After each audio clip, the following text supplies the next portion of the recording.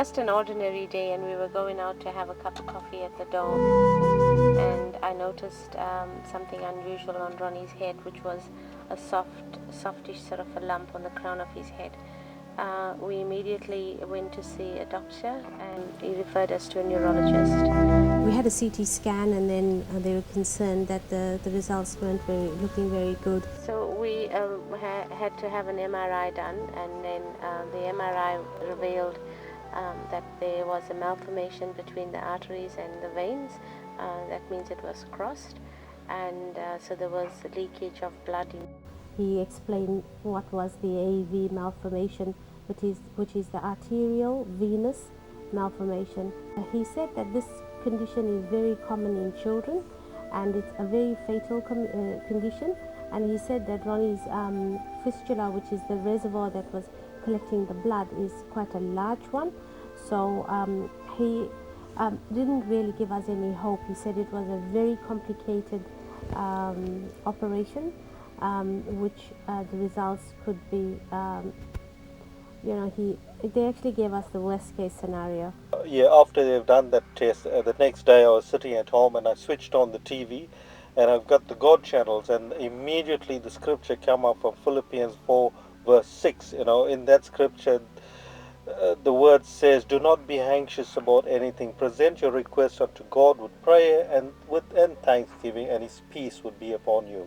And 4 days later, in the mail, I get a card from a very good friend of ours, and when we opened the card, that same scripture was in the card. So same week after we got the results, that week, I actually took one of my daily passengers. Besides my secular employment, I also owned a taxi, and I was taking one of my passengers to the airport. So when I picked him up this morning, he asked me, "Ronnie, how you are?" And I said, "I'm okay." And then he said, "No, you don't sound good." And I told him what happened. And he happened to be a Christian, and he told me, "Look, Ronnie, sometimes the Lord does not heal you. He will take you through the process and show you who He is and what He can do."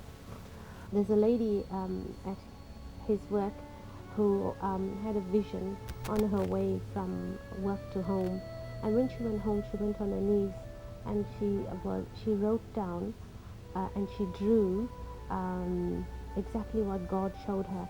And what God showed her was He gave her scriptures, and He gave her a river, and in the river there was lots of boulders, and alongside the river was people, and the people that were alongside the river was interpreted as everyone that supported us and carried us in prayer. And Ronnie in the river on a boat with Jesus right on the top of the hill. He was going through the stream, and it was a long, hard river that we had to go up. That Monday morning, we go to the hospital, and the doctor prepare me, and they take me downstairs, and the doctor comes out, and once again he gives us his worst case scenario, what may happen, and he walks away. So the orderly is wheeling me to the operating theatre, and next to the orderly was walking the anaesthetist walking next to the orderly, and I'm sharing with the anaesthetist and telling him about the scripture that was given to me 18 months ago, and how it was confirmed with the card and what happened the night before. And the anaesthetist tells the orderly to slow down because he's got goosebumps. Because that morning, before he came to work, he opened his Bible, and that's the scripture he read from Philippians 4 verse 6.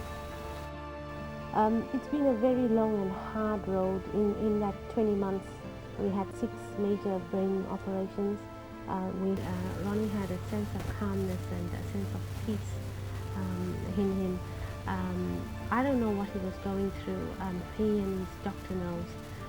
But with us, he was just didn't want to talk about what was happening, but was really calm and just had so much of faith. And he said that, we only believe and we have faith in God. But for us, for me and the children, it was really hard. We went through a really difficult and traumatic time.